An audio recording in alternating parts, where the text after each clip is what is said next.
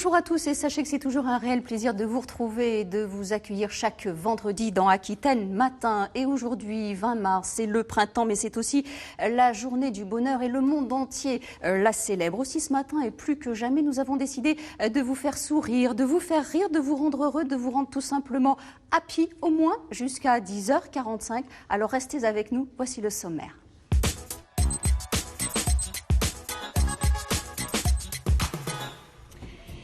Et ce matin, nous vous proposons donc de voir la vie du bon côté. Nous allons rire, car vous ne le savez peut-être pas encore, mais le rire développe la pensée positive. Il agit sur le corps, la santé, le moral et la confiance en soi. Alors rions, c'est ce que nous conseillera ce matin notre invitée Florence Goisset de l'association L'Atelier du Rire. Bonjour Florence et merci d'être avec nous.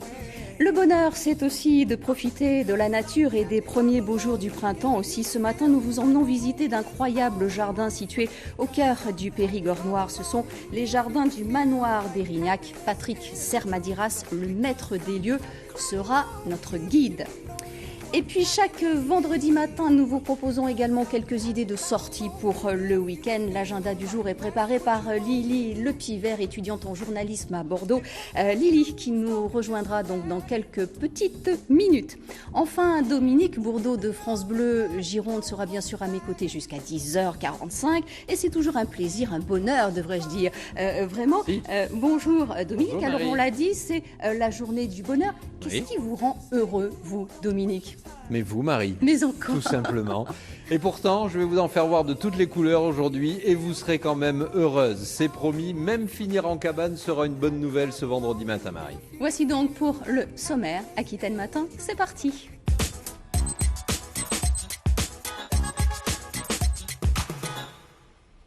Et en cette journée mondiale du bonheur, nous avons plus que jamais décidé de rire. Et ce matin, nous allons rire tous ensemble grâce à l'association L'Atelier du Rire et avec Florence Goisset. Encore merci d'être avec nous. Alors je rappelle que vous êtes animatrice de yoga du rire en Gironde. Mais quelle est donc cette discipline ? Qu'est-ce que c'est le yoga du rire ? Le yoga du rire, j'essaie de faire sortir les gens de leur tête, de leur faire retrouver leur rire profond, leur enfant intérieur. Donc je fais des respirations, je fais avec le rire, je fais des respirations, d'où le nom de yoga du rire. C'est-à-dire qu'on alterne donc ces séances de respiration avec ces grands éclats de rire, c'est ça ? Tout à fait, oui, le but c'est de faire sortir les gens, de lâcher prise. Donc vous voyez un extrait là, et vraiment c'est très important pour la personne de retrouver son enfant intérieur surtout. Alors, quels sont, Florence, les bienfaits du rire ? On dit qu'ils sont très nombreux. Alors les bienfaits sur la santé, c'est on libère des endorphines, c'est la libération des hormones du plaisir. Donc quand nous sortons de cette séance, nous sentons un lâcher prise, une pensée positive surtout. Et ensuite, nous rions sans raison, parce que le rire est sans raison pour nous. Alors, il a des effets bénéfiques, on le disait, sur toutes les parties du corps, et on dit que 10 minutes de rire intense équivalent à 30 minutes d'exercice sur un rameur. Ça, c'est pas mal pour les filles, je trouve. Tout à fait. 10 minutes de rire valent bien 30 minutes de jogging ou de rameur ou ce que vous voulez. Alors, est-ce qu'il joue un rôle social, ce rire ? Est-ce qu'il facilite les rapports avec les autres ? Oui, tout à fait. Un sourire sur le visage nous amène beaucoup de monde et c'est vrai que le relationnel est très important. On se libère des tensions nerveuses et c'est vrai que ça nous amène beaucoup de monde autour de nous. Et est-ce qu'il arrive que dans vos cours, certains élèves pleurent de rire ? Oui, tout à fait. Oui, nous pleurons simplement parce qu'il y a des tensions qui se lâchent et vraiment nous pleurons. Alors bien sûr, il y en a qui pleurent de rire puisqu'on sort les mouchoirs presque, mais d'autres personnes pleurent et ça leur détend. C'est très important pour nous. Qui sont vos élèves ? Alors ça va vers 40 ans jusqu'à... J'ai eu une personne qui avait 85 ans. Et ces élèves, ils n'ont pas peur d'être ridicules parfois. Est-ce qu'on arrive finalement à oublier assez facilement le regard des autres? C'est difficile. Au départ, la première séance, c'est une séance découverte et effectivement, les gens se regardent avec un petit air de... Ils ont peur du ridicule. Voilà. Donc la première séance est assez difficile pour eux. Et ensuite, mais à la fin de la séance, vous les voyez avec les yeux rieurs et vous les sentez quand même épanouis et bien dans leur mental surtout. Et quelle est la durée d'une séance? 1 heure. Alors ça va de 1 heure jusqu'à 1h15, 1h30. Tout dépend de l'énergie du groupe. Et à la fin de la séance, on a quelques crampes ozygomatiques? Tout à fait, nous avons des crampes ozygomatiques. Donc on l'a dit, hein, effet sur le corps. Est-ce que c'est immédiat? À l'issue d'une première séance, est-ce qu'on peut se sentir véritablement bien dans sa peau, dans sa tête, ou il faut 3 à 6 mois de pratique? En principe, il faut un délai de 21 jours. 21 jours, voilà. Mais pour certains, c'est déjà la 3e séance où on commence vraiment à se lâcher. Alors, l'un des objectifs de votre association, c'est que le rire soit vraiment accessible au plus grand nombre. Quel est le prix de l'adhésion à l'année? Alors, une séance découverte à 5 € pour la séance découverte. Et ensuite, pour les séances suivantes, est à 10 € la séance. Et vous avez une cotisation à l'année de 5 €. Donc, ce n'est pas vraiment très coûteux dans l'ensemble. Accessible à tous. Accessible à tous, tout à fait. Florence, vous riez chaque jour? Je ris. J'ai un plaisir de rire. Et plus je ris, et plus je ris. En tout cas, merci vraiment à vous d'être venu donc ce matin sur le plateau d'Aquitaine Matin et revenez nous voir évidemment le plus souvent possible. Il paraît que la couleur contribue également au bien-être des personnes. Alors on en parle tout de suite. C'est le coup de zoom de Dominique Bourdeau.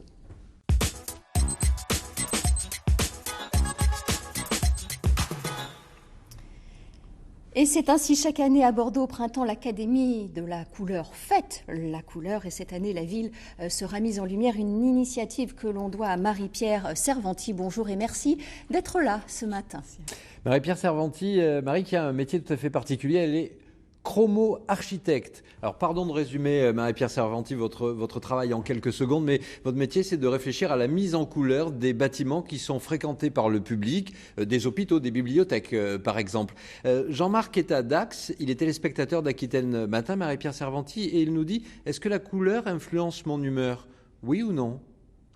Évidemment, mais mon humeur influence la vision des couleurs.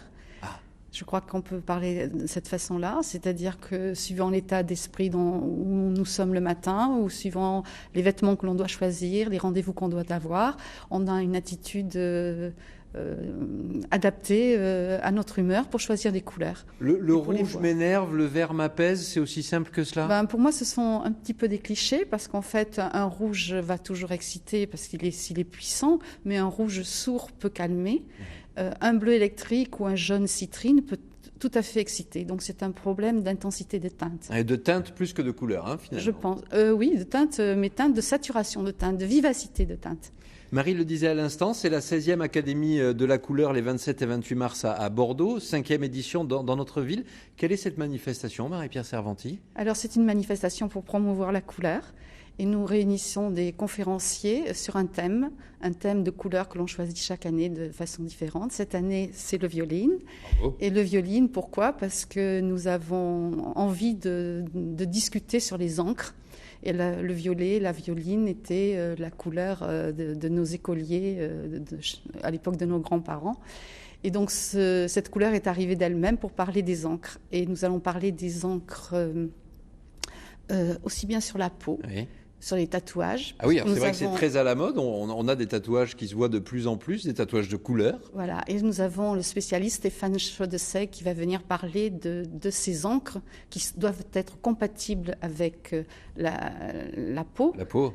C'est un problème de responsabilité. Et puis se rendre compte que c'est un art à part entière, puisqu'on a des chefs-d'œuvre de graphisme sur les corps. Alors on peut avoir la couleur dans la peau, à tous les sens du terme, vous venez de le dire. On peut la voir également dans l'assiette. Cédric Béchade va participer depuis l'hostellerie de Plaisance à Saint-Émilion à votre manifestation? Pas depuis. Il vient au musée d'Aquitaine parler de la couleur dans la gastronomie et voir comment on prépare une assiette ou comment le goût par rapport à la couleur influence. Oui. Évidemment, le comportement humain. La couleur d'une tasse de café influence par exemple la perception gustative que l'on va avoir du café. Il y aurait tant de choses, tant de teintes à développer sur la couleur. 27 et 28 mars, c'est la 16e édition de l'Académie de la couleur, la 5e fois, Marie, que ça a lieu à Bordeaux. La ville sera d'ailleurs illuminée. Vous verrez les 27 et 28 mars, la porte de Bourgogne prendre une couleur violine. Violine et non pas violette, surtout pas. Merci beaucoup Marie-Pierre Servanti d'avoir été dans Aquitaine Matin. Merci vraiment. Alors moi je vous propose de rester dans un univers très coloré avec l'œuvre d'une artiste aux multiples facettes, Niki de Saint-Phal, que vous pouvez actuellement découvrir au musée Guggenheim de Bilbao. De Niki de Saint-Phal, je suis sûre que vous connaissez bien sûr toutes ces sculptures de femmes aux formes opulentes. C'est Nana Superstar. Moi, je m'appelle Niki de Saint-Phal et je fais des sculptures monumentales. Et aujourd'hui, ces sculptures géantes sont dans tous les musées du monde. Autodidacte et boulimique de travail, Niki de Saint-Phal a inventé toute seule ces nanas superstars, des femmes dodues qui ont pris le pouvoir sur les hommes. Niki de Saint-Phal, qu'est-ce qui vous a amené à bâtir de gigantesques nanas? Eh bien, je crois que c'était un désir de voir des hommes plus petits que ces énormes dames. C'était un désir carrément d'écraser un peu le sexe mâle dans cette société qui nous opprime. Évidemment, au début, rien ne prédisposait Niki de Saint-Phal, mannequin vedette et jeune fille de bonne famille, à devenir cette artiste militante et féministe. Elle voulait absolument être quelqu'un, elle voulait prouver au monde qu'elle était aussi bien, si ce n'est meilleure que les mecs, prendre ses expressions. Et je pense qu'elle a gagné son pari. Régler ses comptes avec les hommes et chasser ses fantômes à coups de fusil. À cette époque-là, Niki de Saint-Phal fait de son art sa propre thérapie.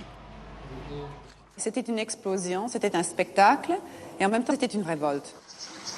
Au Grand Palais, cette rétrospective, c'est aussi l'occasion de découvrir des œuvres méconnues, le style complexe d'une artiste décidément magique. Et cette immense rétrospective, Niki de Saint-Phal a quitté donc Paris et le Grand Palais pour rejoindre, je vous le disais, le musée Guggenheim de Bilbao. 200 œuvres de l'artiste sont à découvrir, sont à voir jusqu'au 11 juin prochain.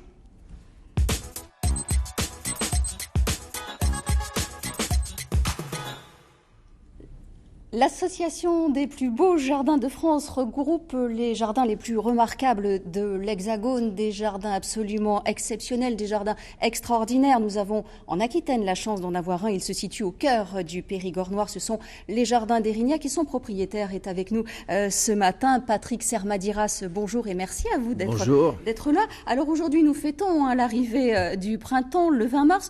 Selon vous, est-ce la meilleure saison pour visiter un jardin? Ça commence aujourd'hui, effectivement, le printemps.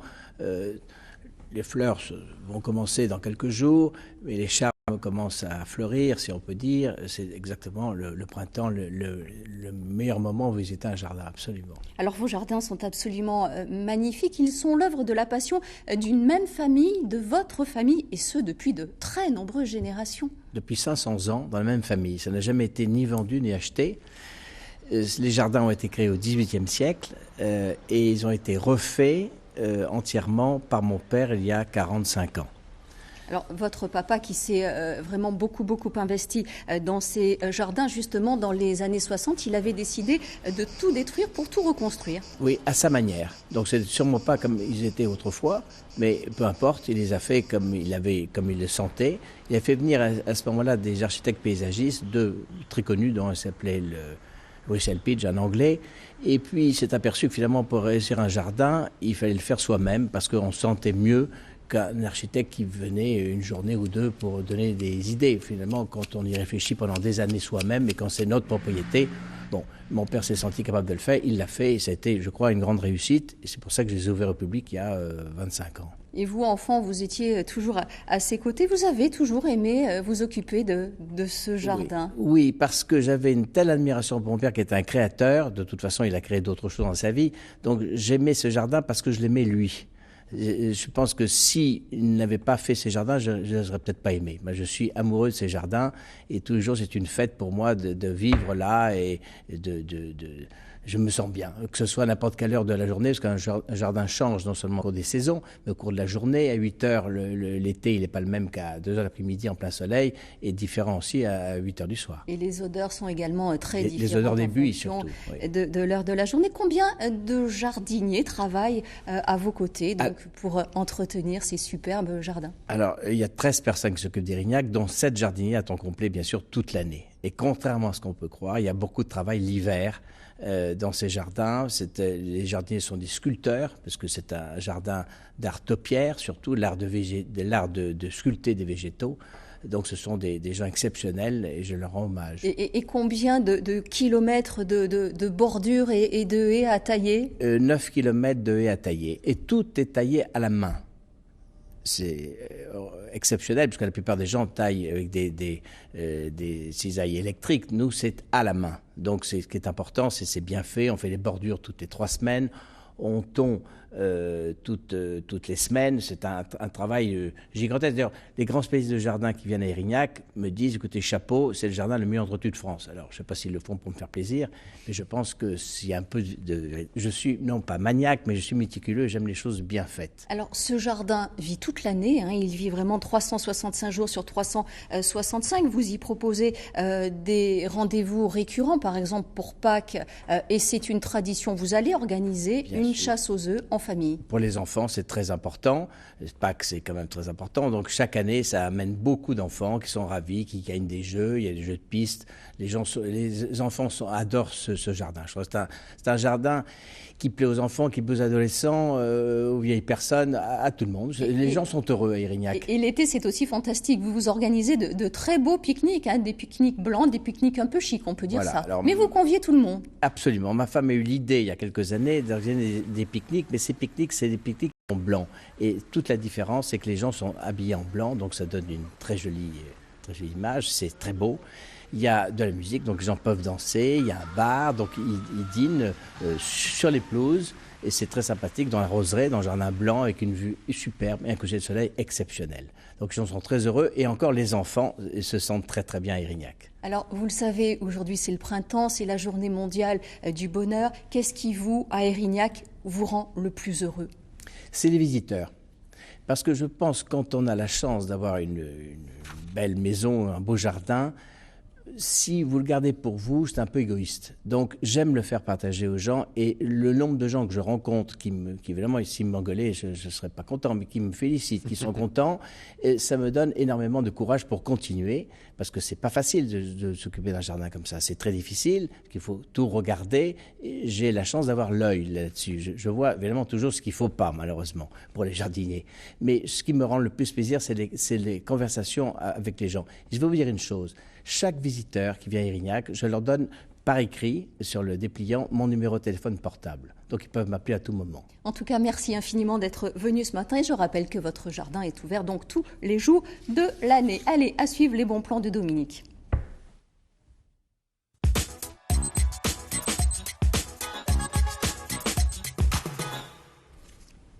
Et Dominique, c'est souvent au printemps que les pèlerins de Saint-Jacques-de-Compostelle entament leur périple. Alors pour ceux qui souhaiteraient faire une halte dans le centre-ville de Bordeaux, vous avez un très bon plan.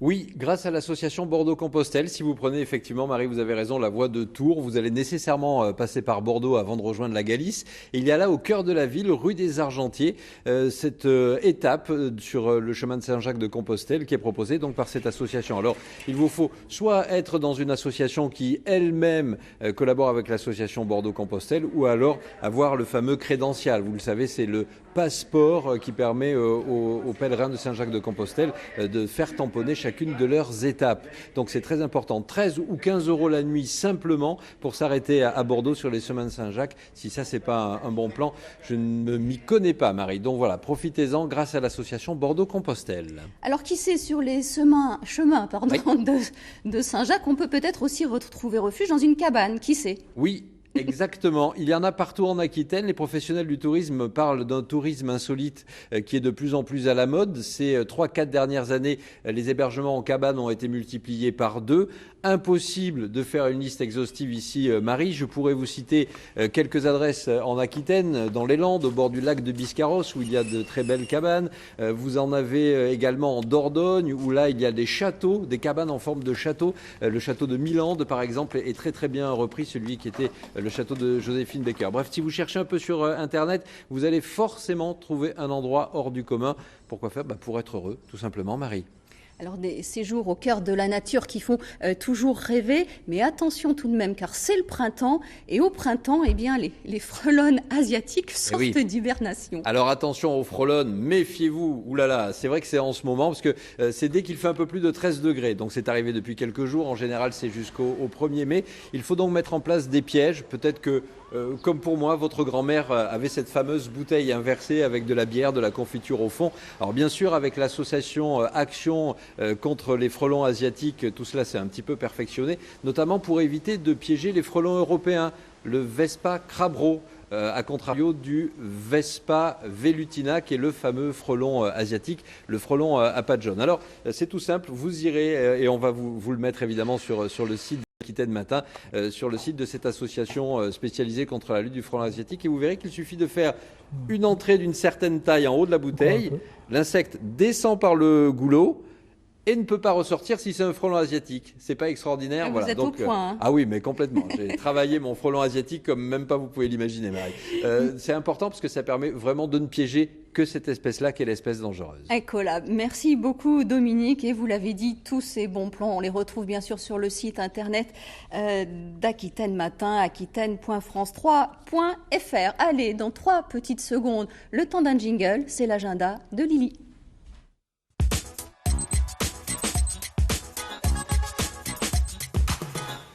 Bonjour Lily, on est ravis de vous accueillir. Alors le printemps des poètes, manifestation nationale, a démarré lundi et il se décline bien sûr chez nous, à Andernos. À Andernos, oui, et ça fait 8 ans que ça dure. Alors cette année, c'est l'association Les 4 As qui se charge de l'organiser.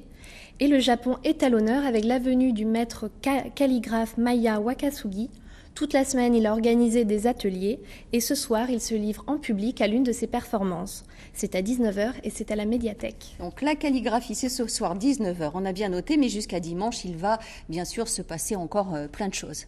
Un récital poétique en plusieurs langues. Ensuite, un duo mettra des poèmes français en musique. Aurore Rivals, flûtiste, et Marie-Emmanuelle Allan-Dupuis, harpiste. C'est demain, samedi, à partir de 15h, à la maison Louis-David. Dimanche sera consacré aux tout-petits. 13 poèmes de Jacques Prévert adaptés en une série de courts-métrages d'animation seront diffusés au Cinéma Rex à 11h. Cette 8e édition du Printemps des Poètes est comme chaque année gratuite et ouverte à tous. Le programme détaillé est disponible sur le site de France 3. Enfin, avis aux chineurs, l'édition de Printemps des Puces bordelaises, c'est ce week-end. Pour la 3e année consécutive, le parc des expositions de Bordeaux se transforme le temps d'un week-end en une brocante géante. 150 exposants sont attendus. Tous les styles et alors toutes les époques vont être représentées. Vous y trouverez aussi bien des antiquités que du mobilier design. L'entrée est à 3 € et c'est tout le week-end dans le hall 1 du parc des expositions de Bordeaux. Voilà, je suis sûre qu'on va pouvoir trouver donc quelques trésors. Et puis, vous n'avez certainement pas échappé à cette information ce week-end. C'est la marée du siècle. Demain, le coefficient sera de 119. La marée basse va donc laisser la place à une grande plage. L'occasion absolument parfaite pour organiser le Grand Prix du Médoc-Océan, Lily. Oui, une compétition de speed sail et de kite buddy. Mais qu'est-ce donc? Une idée, Marilus, Dominique? Je passe, Joker. Oui, je passe aussi. Ça appelle un ami. Alors en fait, le speed sail, c'est tout simplement une planche à voile mais sur roue. Même idée pour le kite buddy ou char à cerf-volant. C'est un kitesurf aussi sur roue et qui se pilote sur la plage. Le Grand Prix du Médoc-Océan, c'est une compétition nationale de ces deux disciplines. Tout le week-end à Carcan-Plage, 60 des meilleurs coureurs français de kite buddy et de speed sail vont s'affronter. La plage, grâce à la marée du siècle, va se transformer en un immense terrain de jeu. Alors pour rien manquer du spectacle, rendez-vous samedi à 9h30 et dimanche à 10h pour le top départ. Les manches vont s'enchaîner jusqu'au milieu de l'après-midi. Remise des prix dimanche à 16h. Eh bien, merci beaucoup Lily pour ces infos. On reste à la plage pour le coup de cœur.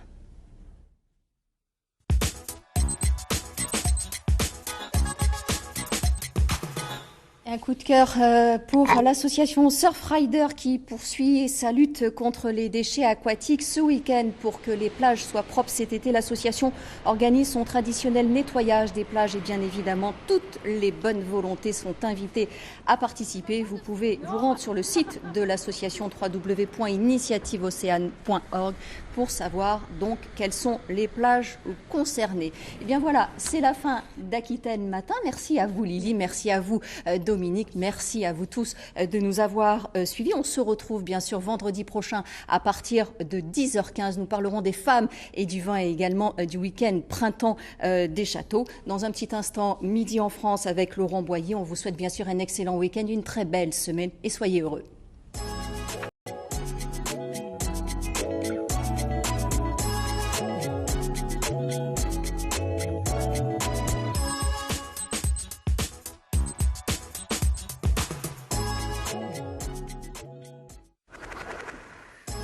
Pour que votre quotidien soit joyeux,